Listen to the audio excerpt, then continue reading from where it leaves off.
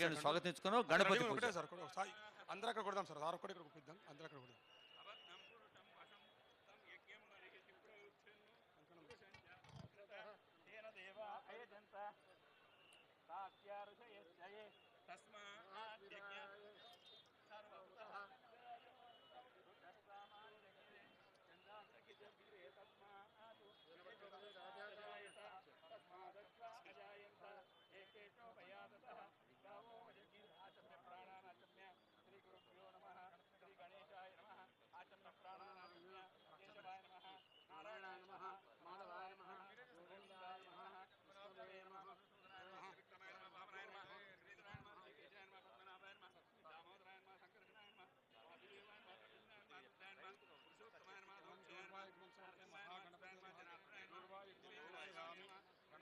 నిర్విఘ్నం కురుమే దేవా సర్వకార్యేషు సర్వదా. ఎవరు ఏ మంచి పని చేపట్టినా ఎలాంటి అవరోధాలు లేకుండా అందరికీ అన్ని వేళలా మంచి జరగాలని ఆ విఘ్నాధిపతిని ప్రార్థించే పూజా కార్యక్రమం జరుగుతోంది. వేద పండితులు ముఖ్యమంత్రి గారి చేత పూజా కార్యక్రమం నిర్వహింపచేస్తున్నారు. ఆ తర్వాత విగ్రహావిష్కరణ ఉంటుంది.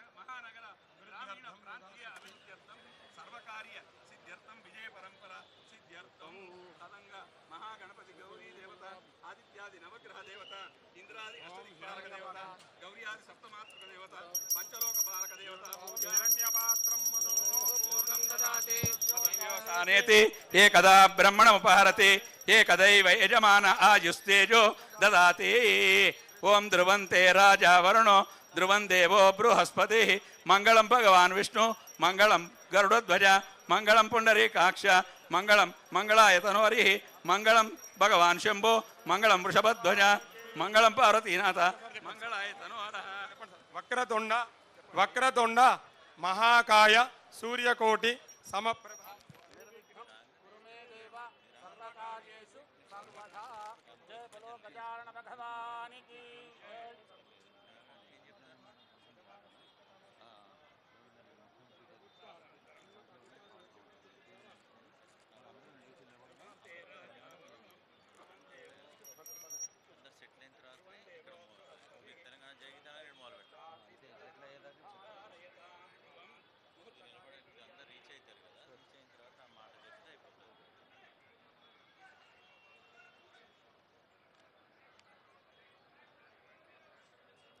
అద్భుతమైన దృశ్యాన్ని ఆవిష్కరిస్తున్న సందర్భం ఇది, విగ్రహావిష్కరణ.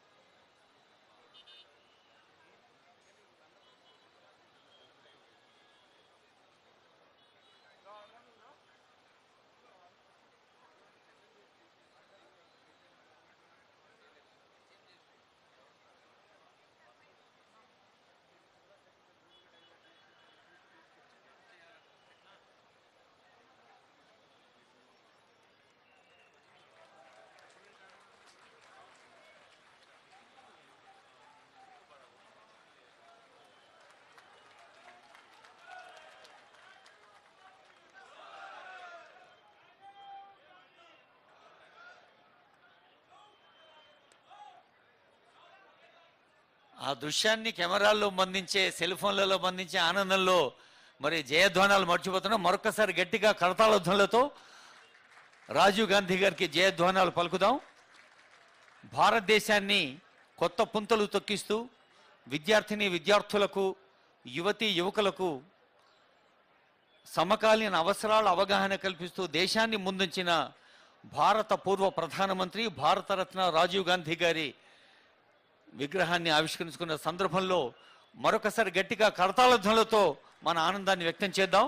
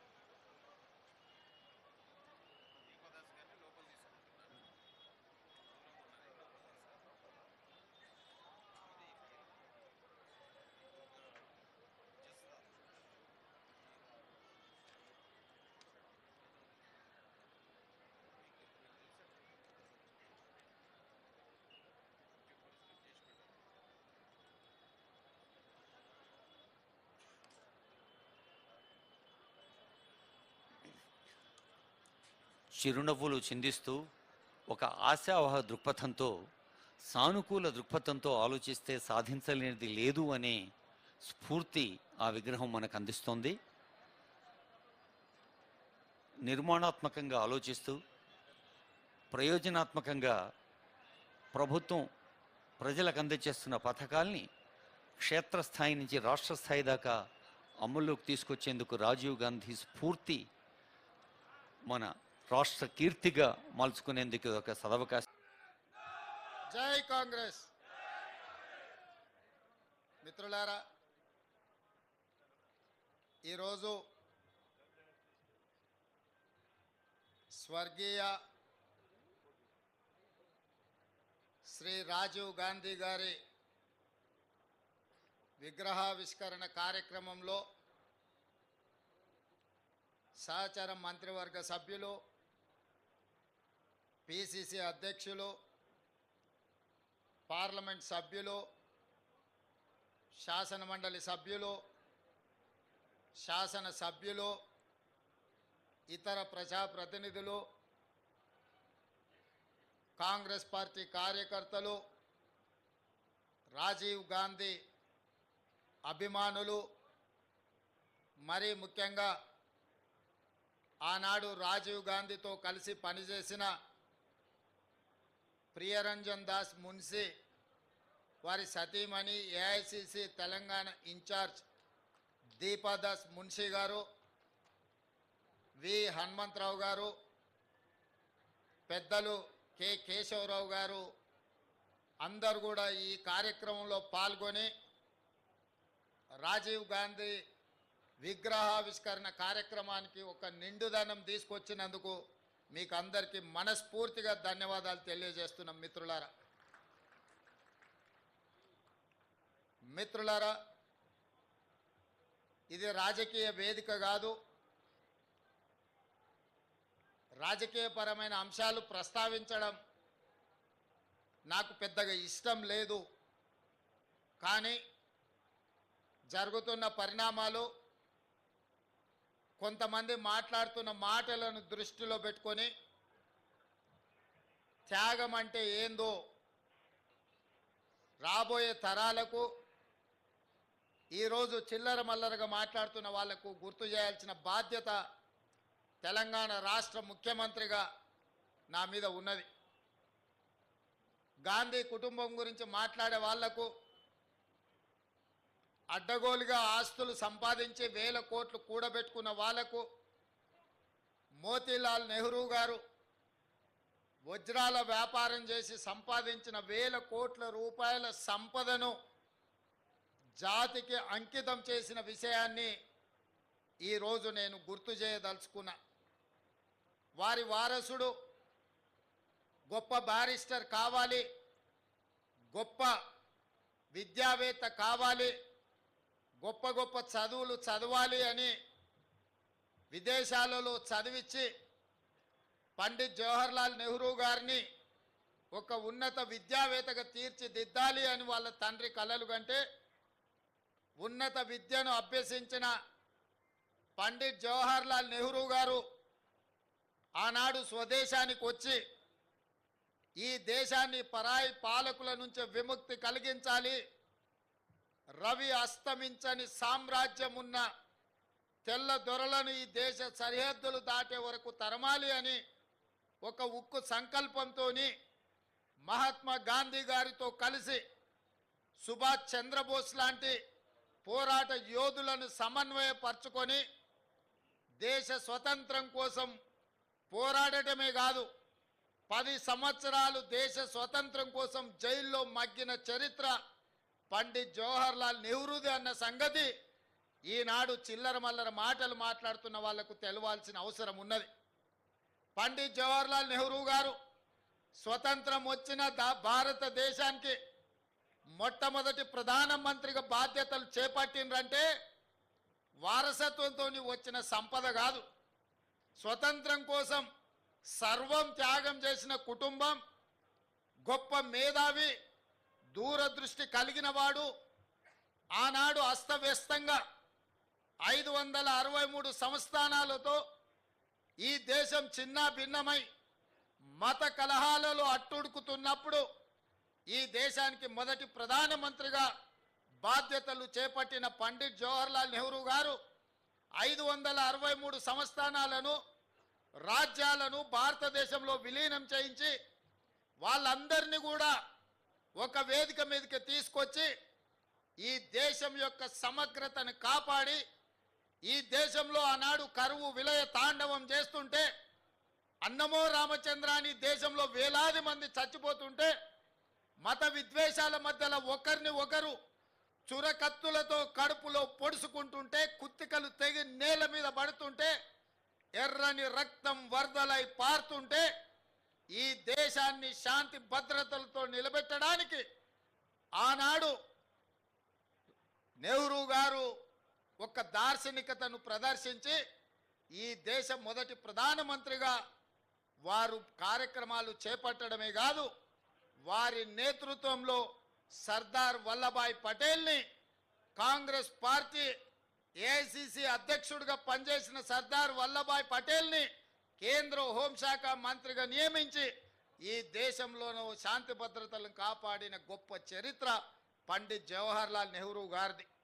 ఇదే కాదు, ఆనాడున్న కరువు, ఆనాడున్న ఆకలి కేకలు, ఆనాడు ఈ దేశం చదువుకుంటూనే బాగుపడుతుందన్న ఆలోచనతోని ఈ దేశంలో ఎడ్యుకేషన్ అండ్ ఇరిగేషన్ని మొదటి ప్రాధాన్య కింద పండిత్ జవహర్లాల్ నెహ్రూ గారు తీసుకున్నారు.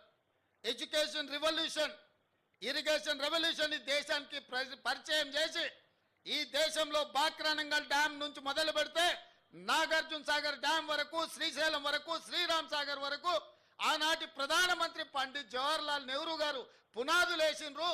ఈ దేశంలో 10ల కొద్ది యూనివర్సిటీలను నెలకొల్పి రీసెర్చ్లు చేయించి లక్షలాది కోట్లాది మంది విద్యార్థులు ఇవాళ పీజీలు పిహెచ్డీలు చదువుతున్నారు, డాక్టర్లు లాయర్లు అవుతున్నారు, ఐఏఎస్లు ఐపీఎస్లై ఈరోజు ఈ దేశంలో పరిపాలనను ఒక దారిలో పెట్టినరు అనంటే ఆనాడు పండిత్ జవహర్లాల్ నెహ్రూ గారు ఈ దేశానికి అందించిన గొప్ప ఆలోచన, గొప్ప విద్యా విధానము, పంచవర్ష ప్రణాళిక ప్రపంచ దేశాలతోని పోటీ పడే విధంగా ఈ దేశాన్ని తీర్చిదిద్దింది పండిత్ జవహర్లాల్ నెహ్రూ గారు.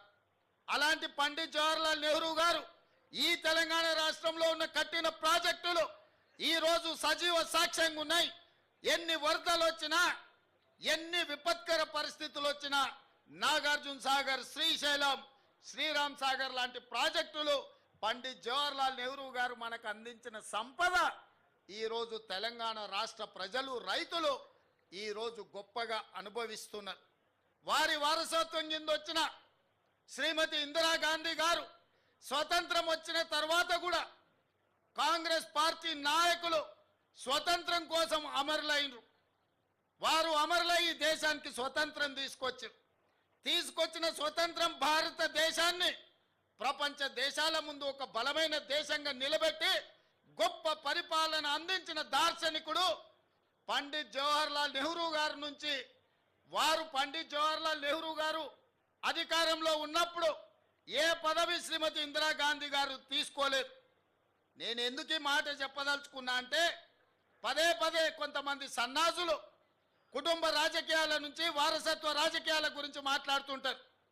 పండిత్ జవహర్లాల్ నెహ్రూ గారు ప్రధానమంత్రిగా ఉన్నంత కాలం శ్రీమతి ఇందిరాగాంధీ గారు ప్రభుత్వంలో ఏ బాధ్యత తీసుకోలేదు. వారి తర్వాత ప్రధానమంత్రులు మారి ఆ తర్వాత ఇందిరాగాంధీ గారు ఈ దేశానికి ప్రధానమంత్రిగా బాధ్యతలు చేపట్టారు. నేను ఇవాళ అడుగుతున్నా, ఇవాళ దళితులు, గిరిజనులు, ఆదివాసీలు, మైనారిటీలు తమ ఇళ్లల్లో తమ కుటుంబ సభ్యుల ఫోటో ఉన్నా లేకపోయినా ఇందిరమ్మ ఫోటో పెట్టుకొని ఒక దేవతలాగా పూజిస్తున్నారు అంటే బ్యాంకుల జాతీయకరణ చేసింది శ్రీమతి ఇందిరా గాంధీ గారు. ఆనాడు కొంతమంది ఆగర్భ శ్రీమంతులకే బ్యాంకులు అందుబాటులో ఉంటే ఆ బ్యాంకులను జాతీయకరణ చేసి దళితులకు, గిరిజనులకు బ్యాంకుల్లో ఖాతాలు తెరిచి బ్యాంకుల నుంచి మద్దతు ఇచ్చి వాళ్ళ అభ్యున్నతి కోసం పనిచేసింది శ్రీమతి ఇందిరా గాంధీ గారు. రాజభరణాలు రద్దు చేసింది శ్రీమతి ఇందిరా గాంధీ గారు.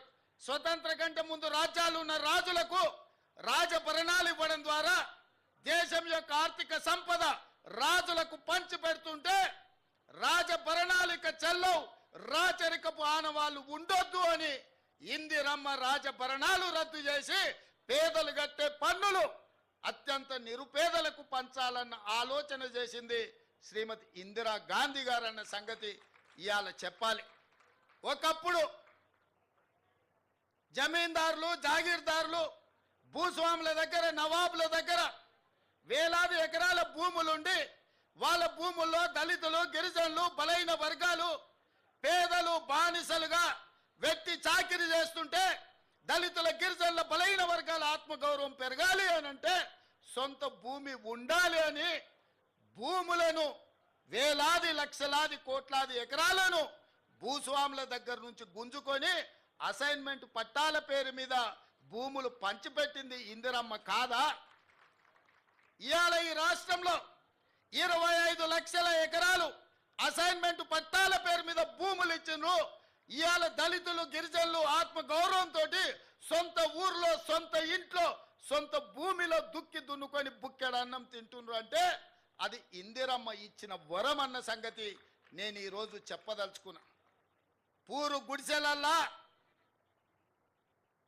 పేదరికంలో దాపు లేకుండా బతుకుతున్న వాళ్లకు ఇల్లు ఇవ్వాలి, మీ సొంత ఇల్లు ఉండాలి, మీ గ్రామంలో మీరు ఆత్మగౌరవంతో బ్రతకాలి అంటే మీకు సొంత ఇల్లు ఉండాలి అని ఇండ్ల పట్టాలిచ్చి సొంత ఇళ్ళనిచ్చి ఇందిరమ్మ ఇళ్ళని కట్టించింది ఇందిరమ్మ కాదా? ఇవాళ పేదల కోసం అసైన్మెంట్ సీలింగ్ యాక్ట్ను తీసుకొచ్చి లక్షలాది ఎకరాల భూములను పేదలకు పంచిండ్రు.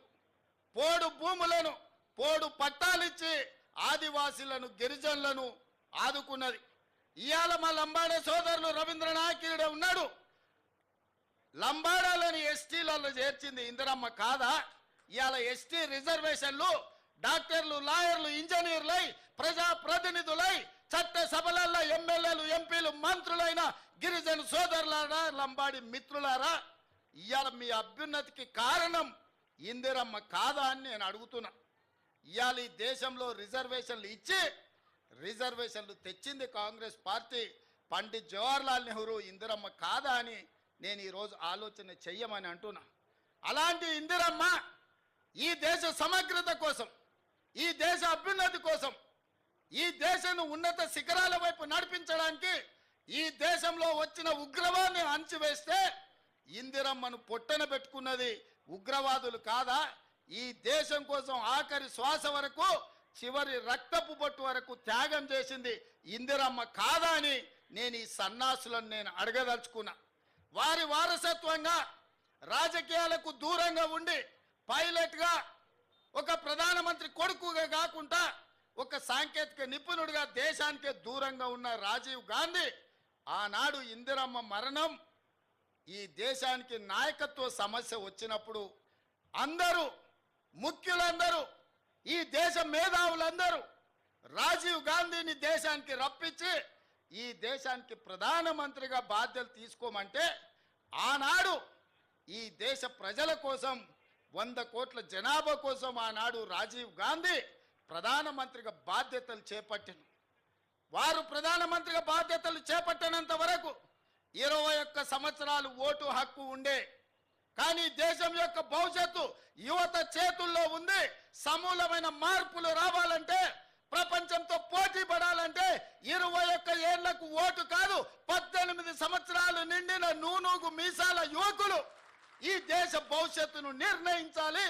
మీకు ఓటు హక్కు ఇస్తున్నామని రాజ్యాంగాన్ని సవరించి 18 ఏళ్లకే ఓటు హక్కు ఇచ్చింది రాజీవ్ గాంధీ కాదా అని ఈ సన్నాసులను సోయిలేనోళ్ళని నేను అడగదలుచుకున్నా.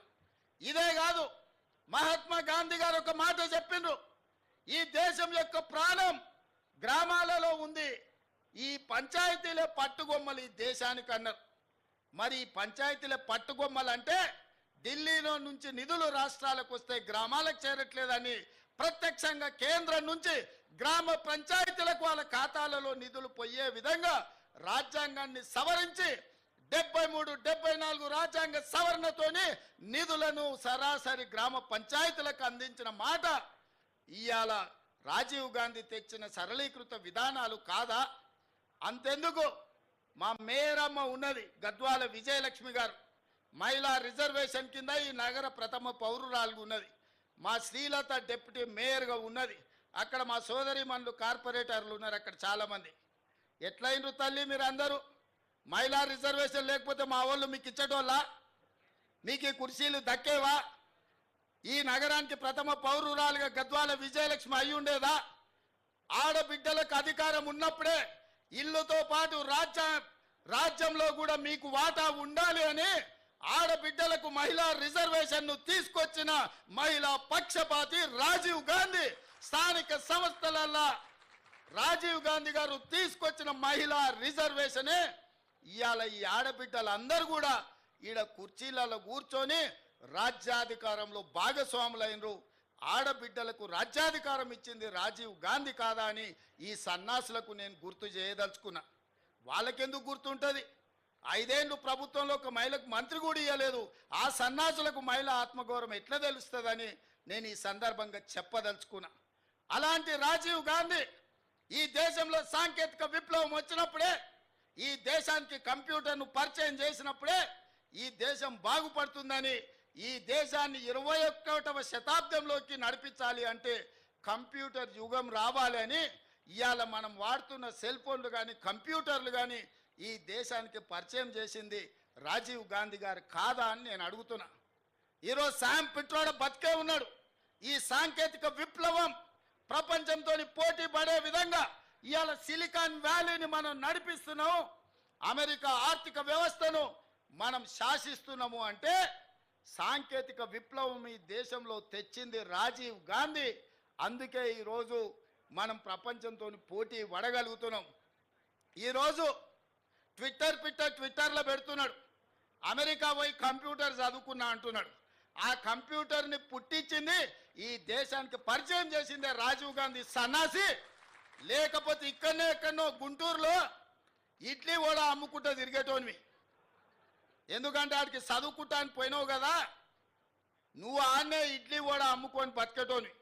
లేకపోతే రైల్వే స్టేషన్లో చాయ్ సమోసా అమ్ముకుంటా సిద్దిపేటలోనే ఉండేటోనివి. రాజీవ్ గాంధీ దేశానికి కంప్యూటర్ని పరిచయం చేసింది కాబట్టి నీ బతుకు ఒక కంప్యూటరు, ఒక ట్విట్టర్ అకౌంటు, ఒక ఐటీ మంత్రి అయినవు. లేకపోతే ఐటీ శాఖనే ఉండేది కాదు. రాజీవ్ గాంధీ గారు ఐటీ రంగాన్ని ఈ దేశానికి పరిచయం చేసిండు కాబట్టి ఆ సన్నాసి ఐటీ శాఖకు మంత్రి అయిండు.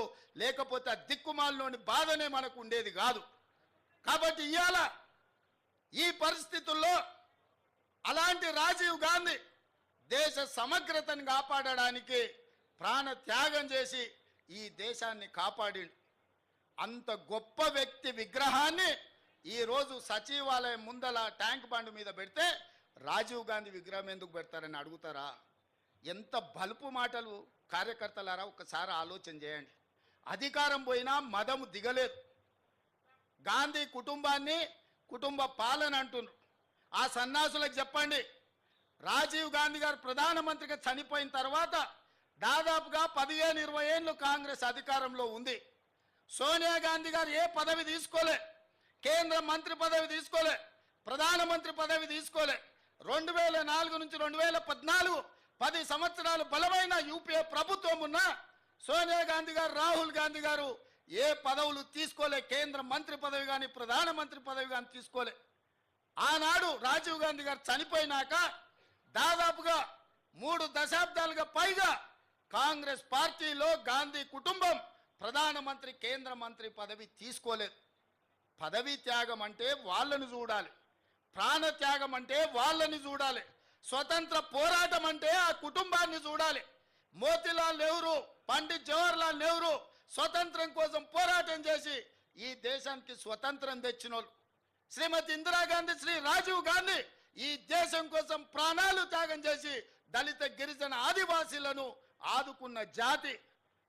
సోనియా గాంధీ, రాహుల్ గాంధీ పదవి త్యాగం చేసి మన్మోహన్ సింగ్, పివి నరసింహారావు లాంటి మేధావులను ఈ దేశానికి ప్రధానమంత్రులుగా పరిచయం చేసింది. తెలంగాణ బిడ్డను ఈ దేశానికి ప్రధానమంత్రిని చేసింది శ్రీమతి సోనియా గాంధీ కాదా? ఇవాళ మనం గొప్పగా చెప్పుకుంటున్నాం, మన తెలంగాణ బిడ్డ, మన వంగర బిడ్డ ఈ దేశానికి ప్రధానమంత్రి అయిన. ఎట్లయినా శ్రీమతి సోనియా గాంధీ గారు ఆనాడు పివి నరసింహారావు గారిని ఈ దేశానికి ప్రధానమంత్రిగా చేయలేదా? మన్మోహన్ సింగ్ను ఆర్థిక మంత్రిగా చేయలేదా? ఈ దేశానికి ప్రధానమంత్రిగా చేయలేదా? పదవీ త్యాగం అంటే సోనియా గాంధీ గారిది, రాహుల్ గాంధీ గారిది. మరి సన్నాసులదేందయ్యా? అయ్యి ఉండంగానే అయ్యో ముఖ్యమంత్రి, కొడుకు ఐటీ మంత్రి, అల్లుడు సాగునీటి పారుదల శాఖ మంత్రి, బిడ్డ ఎంపీ, సడ్డకుని కొడుకు రాజ్యసభ. దుర్మార్గులారా, రాష్ట్రాన్ని దోసుక తిని పదవులని పంచుకొని వందలాది ఎకరాల ఫామ్ హౌసులు కట్టుకొని మీరు గాంధీ కుటుంబం గురించి మాట్లాడతారా?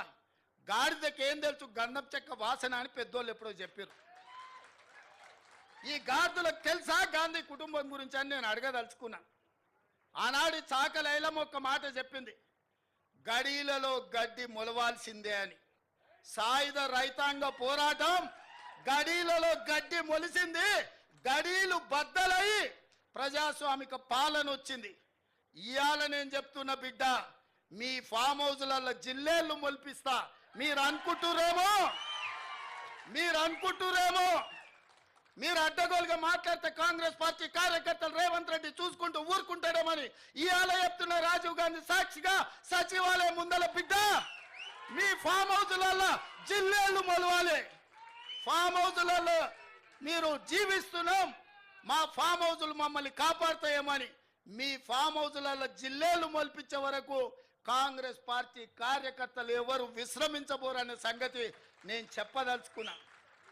అందుకే మిత్రులారా, ఈడ తెలంగాణ తల్లి విగ్రహం పెట్టాలనుకున్నాడంట. నేను అడుగుతున్న దిక్కుమాలినోని, తెలంగాణ తల్లి విగ్రహం పెట్టడానికి 10 ఏళ్ళు పడతాదే? 1000 ఎకరాలలో ఫామ్ హౌస్ కట్టుకున్నావు నువ్వు, 100 ఎకరాలలో వాడు జన్వాడల ఫామ్ హౌస్ కట్టుకున్నాడు, 10 ఎకరాలలో శత్రు దుర్భేదమైన ప్రగతి భవన్ పేరు మీద గడీని నిర్మించుకున్నావు. వాస్తు సక్కయలేదని నీ కొడుకు సంకనాకనికి పోతున్నాను సచివాలయం కట్టుకున్నావు. 1,00,000 కోట్లు దిగమింగిన కాళేశ్వరం కట్టినవు. ఇవాళ తెలంగాణ తల్లి పెట్టడానికి 10 ఏళ్ళు సరిపోలేదా? 10 సంవత్సరాలైనా తెలంగాణ తల్లిని పెట్టలేదు.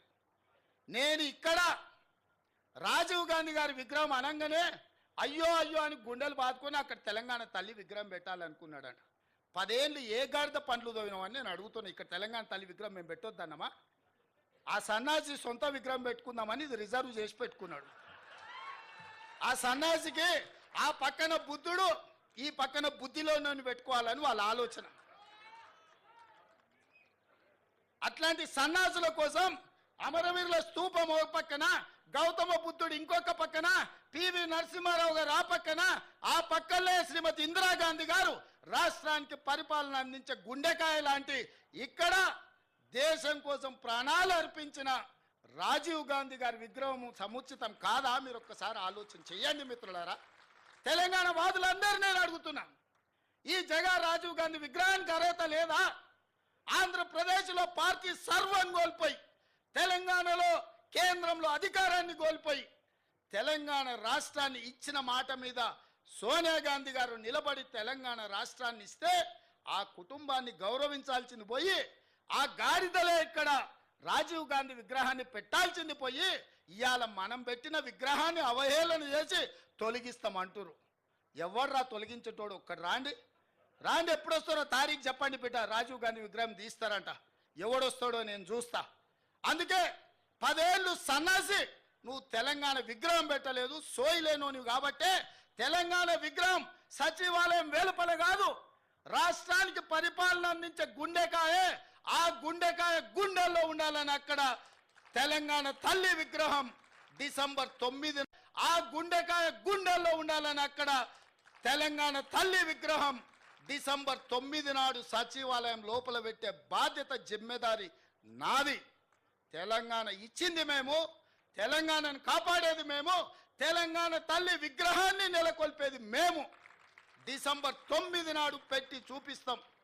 డిసెంబర్ 9, 2009 చిదంబరం గారు తెలంగాణ రాష్ట్ర ప్రకటన చేశాడు. 60 సంవత్సరాల ఆకాంక్ష, వందలాది మంది బిడ్డల ప్రాణ త్యాగాలు డిసెంబర్ 9, 2009 నాడు శాశ్వతంగా ఒక పరిష్కారాన్ని చూపించింది.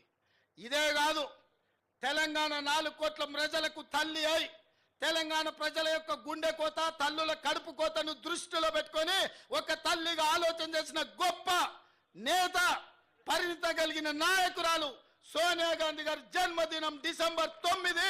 అందుకే తెలంగాణ తల్లి విగ్రహ ప్రారంభోత్సవం డిసెంబర్ 9 నాడు లక్షలాది తెలంగాణ బిడ్డల సమక్షంలో ఇక్కడనే మేము ప్రారంభిస్తాం. మా R&B శాఖ వెంకటరెడ్డి గారికి నేను ఆదేశాలు ఇస్తున్నా, డిసెంబర్ 9 లోపల అద్భుతమైన వీరనారి తెలంగాణ తల్లి విగ్రహం అక్కడ ఉండాలి. ప్రపంచమంతా అబ్బురపడే విధంగా కార్యక్రమాన్ని చెయ్యాలి. ఇది మా ప్రతిన. రాజీవ్ గాంధీ సాక్షిగా, సోనియా గాంధీ వారసులుగా తెలంగాణ ప్రజలకు మేము మాటిస్తున్నాం. మిత్రులారా, ఇవాళ 10 ఏళ్ళు ఇక్కడనే కొండా లక్ష్మణ్ బాపూజీ ఇల్లు ఇచ్చాడు కేసీఆర్కు పార్టీ పెట్టుకొని. అది కూలిపోతే నిలవ నీడ లేకుంటే నీకు ఆశ్రయం ఇచ్చిన కొండా లక్ష్మణ్ బాపూజీ చచ్చిపోతే కనీసం ఆఖరి చూపులకు కూడా నువ్వు పోలేదు. ఇంతకంటే దుర్మార్గుడు నీచుడు భూమి మీద ఎవడని ఉంటాడా? అట్లాంటి కొండా లక్ష్మణ్ బాపూజీ పేరు Indian Institute of Handloom and టెక్స్టైల్స్కి ఈరోజు ఆ ఇన్స్టిట్యూట్కి కొండా లక్ష్మణ్ బాపూజీ పేరు పెట్టినాం. కింగ్ కోటిలో మహిళా యూనివర్సిటీ వీరనారి చాకలి ఐలమ్మ ఏ తల్లి అయితే గడిలలో గడ్డి మొలవాలని మాకు స్ఫూర్తినిచ్చిందో వీరనారి చాకలి ఐలమ్మ పేరు ఆ మహిళా యూనివర్సిటీకి ఇవాళ పేరు పెట్టుకున్నాం. ఇదే కాదు, ఆనాడు పాత్రికేయ రంగంలో రాణించి సాయుధ రైతాంగ పోరాటాన్ని ముందుకు నడిపిన సురవరం ప్రతాప్ రెడ్డి గారి పేరు తెలుగు యూనివర్సిటీకి ఈరోజు మనం పెట్టుకుంటున్నాం. 10 ఏళ్ళు వీటికి పెద్దల పేర్లు గొప్ప వ్యక్తుల యొక్క నామకరణం చేస్తే ఎవరన్నా వద్దన్నారా? అన్నిటికీ నువ్వు నీ కుటుంబం నువ్వే దోసుకోవాలి, నువ్వే దాచుకోవాలి, తెలంగాణను మొత్తం దిగమింగాలన్న ఆలోచన ఇవాళ కుటుంబానికి పట్టింది. వాళ్ళు ఊహించలే కాంగ్రెస్ పార్టీ కార్యకర్తలు బండకేసి కొడతారని. ఇవాళ ఇంకా షాక్లో నుంచి తేలుకోలే. రెగ్యులర్గా ఆయనకు షాక్ ట్రీట్మెంట్స్ జరుగుతున్నాయి ఫామ్ హౌస్లో. ఎందుకంటే అతనికి వాస్తవం అర్థం కావట్లేదు. అధికారం పోయింది, ప్రజాపాలన వచ్చింది, గడీలు బద్దలైపోయినాయి, ఇవాళ వాళ్ళ బతుకులు దివాలా తీసినాయి అన్న సంగతి ఆయనకు అర్థం కావడానికి కొంత సమయం పడుతుంది. ఈ లోపల కొంతమంది చిల్లర మల్లర గాళ్లను మన మీదకి మాట్లాడిస్తున్నారు. కాంగ్రెస్ పార్టీ కార్యకర్తలారా అప్రమత్తంగా ఉండాలి. ఈ కాలకేయ మూట మళ్ళీ గ్రామాల మీదకి రాబోతుంది. ఇవాళ వాళ్ళని వదిలించుకున్నాం. మిడతల దండై తెలంగాణను కబలించాలని ఇవాళ వీళ్ళందరూ కుట్రలు చేస్తున్నారు. ఈ మిడతల దండును పొలిమేరలు దాటే వరకు తరమాల్చిన బాధ్యత మీది, నాది. మనందరం కలిసికట్టుగా ఉంటే ఈ మిడతల దండును పొలిమేరలు దాటే వరకు తరిమే బాధ్యత తీసుకుందాం. డిసెంబర్ 9 నాడు తెలంగాణ తల్లి విగ్రహాన్ని ఆవిష్కరించుకుందామని చెప్పి మీకు అందరికీ తెలియజేస్తూ మీ అందరి దగ్గర సెలవు తీసుకుంటున్న ధన్యవాదాలు మిత్రులారా.